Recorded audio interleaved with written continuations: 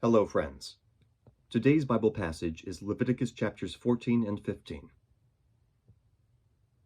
The Lord said to Moses, "These are the regulations for the diseased person at the time of his ceremonial cleansing, when he is brought to the priest. The priest is to go outside the camp and examine him.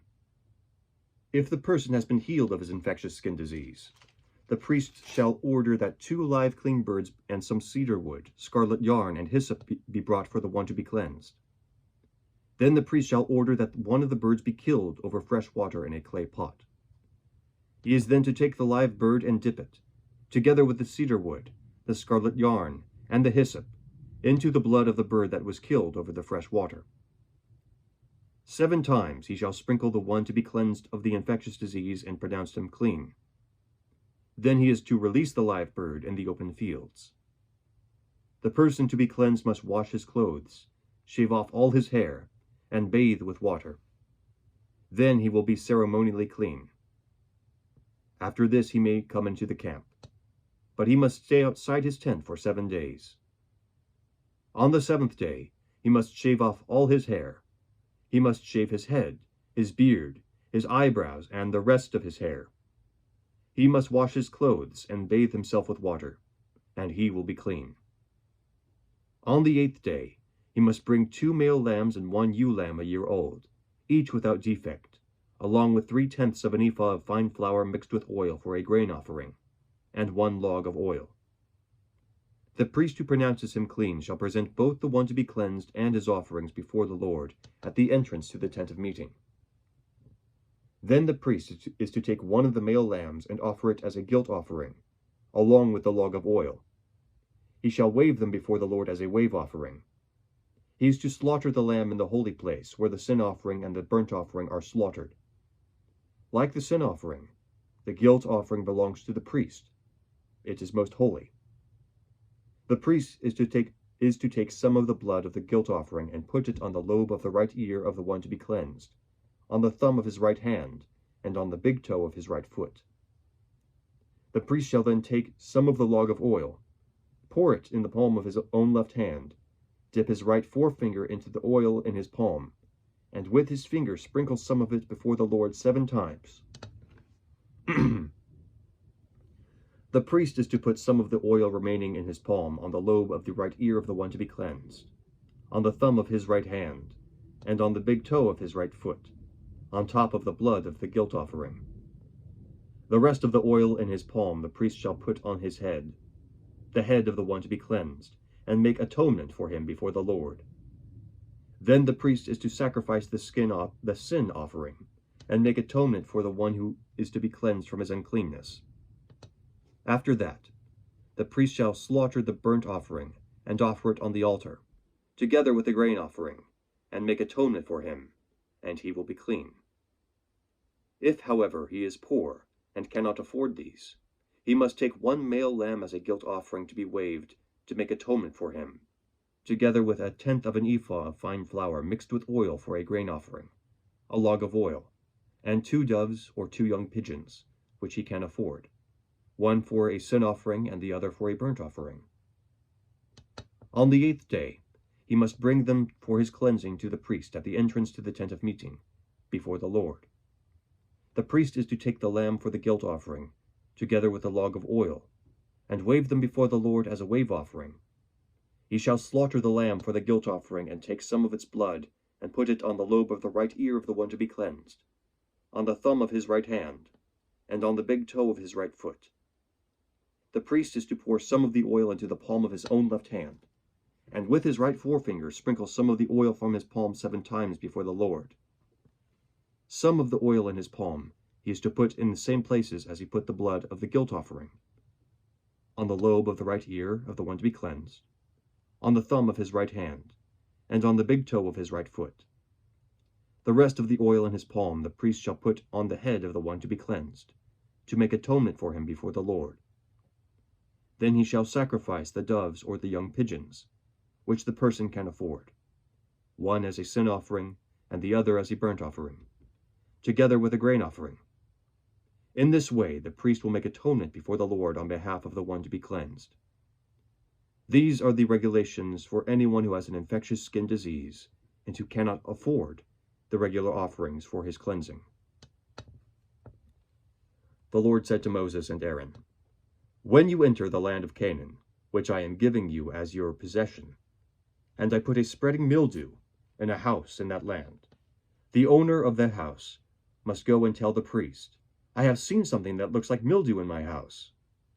The priest is to order the house to be emptied before he goes in to examine the mildew, so that nothing in the house will be pronounced unclean.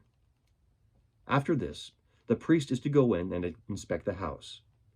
He is to examine the mildew on the walls, and if it has a greenish or reddish depressions that appear to be deeper than the surface of the wall, the priest shall go out of the doorway of the house and close it up for 7 days.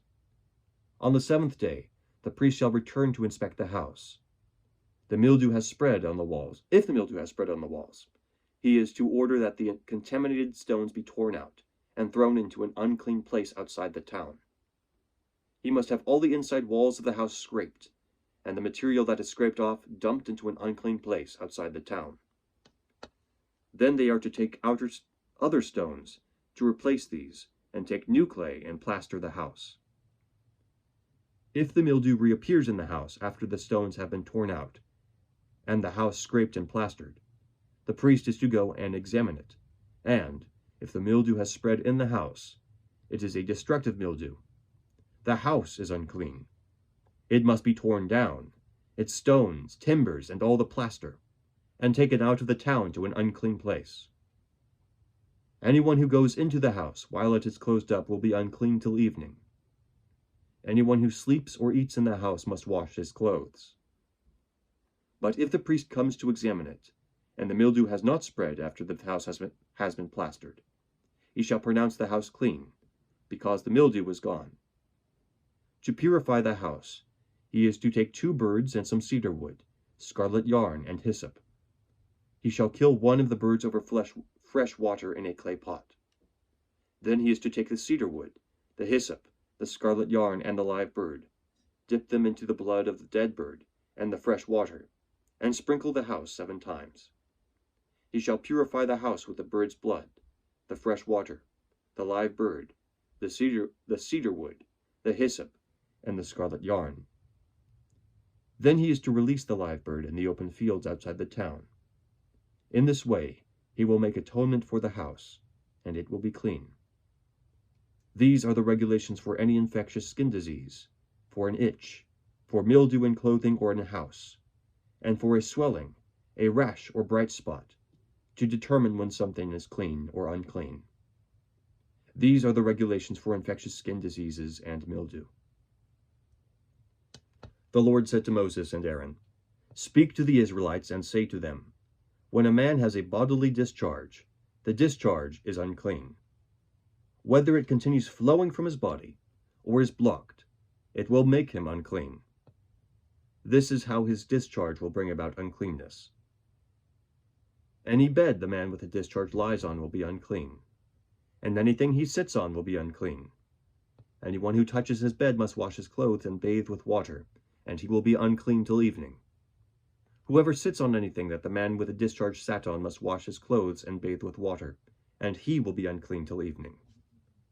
Whoever touches the man who has a discharge must wash his clothes and bathe with water, and he will be unclean till evening.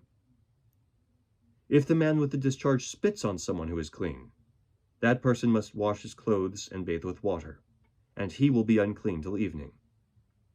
Everything the man sits on when riding will be unclean, and whoever touches any of the things that were under him will be unclean till evening.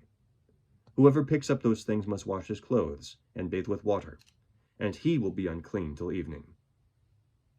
Anyone the man with a discharge touches without rinsing his hands with water must wash his clothes and bathe with water, and he will be unclean till evening. A clay pot that the man touches must be broken, and any wooden article is to be rinsed with water. When a man is cleansed from his discharge, he is to count off 7 days for his ceremonial cleansing. He must wash his clothes and bathe himself with fresh water, and he will be clean. On the 8th day, he must take 2 doves or 2 young pigeons, and come before the Lord to the entrance of the tent of meeting, and give them to the priest. The priest is to sacrifice them, the one for a sin offering, and the other for a burnt offering. In this way he will make atonement before the Lord for the man because of his discharge. When a man has an emission of semen, he must bathe his whole body with water, and he will be unclean till evening. Any clothing or leather that has semen on it must be washed with water, and it will be unclean till evening. When a man lies with a woman, and there is an emission of semen, both must bathe with water, and they will be unclean till evening. When a woman has a regular flow of blood, the impurity of her monthly period will last 7 days, and anyone who touches her will be unclean till evening. Anything she lies on during her period will be unclean, and anything she sits on will be unclean. Whoever touches her bed must wash his clothes and bathe with water, and he will be unclean till evening. Whoever touches anything she sits on must wash his clothes and bathe with water, and he will be unclean till evening. Whether it is the bed or anything she was sitting on, when anyone touches it, he will be unclean till evening. If a man lies with her, and her monthly flow touches him, he will be unclean for 7 days. Any bed he lies on will be unclean. When a woman has a discharge of blood for many days at a time other than her monthly period, or has a discharge that continues beyond her period, she will be unclean as long as she has the discharge, just as in the days of her period. Any bed she lies on while her discharge continues will be unclean, as is her bed during her monthly period, and anything she sits on will be unclean, as during her period. Whoever touches them will be unclean. He must wash his clothes and bathe with water, and he will be unclean till evening. When she is cleansed from her discharge, she must count off 7 days, and after that she will be ceremonially clean. On the 8th day, she must take 2 doves or 2 young pigeons and bring them to the priest at the entrance to the tent of meeting. The priest is to sacrifice one for a sin offering and the other for a burnt offering. In this way, he will make atonement for her before the Lord for the uncleanness of her discharge. You must keep the Israelites separate from things that make them unclean, so they will not die in their uncleanness for defiling my dwelling place, which is among them.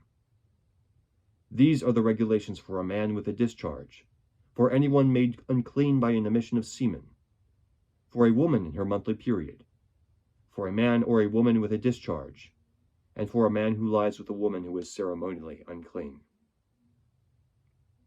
The word of the Lord. Thanks be to God. Have a great day.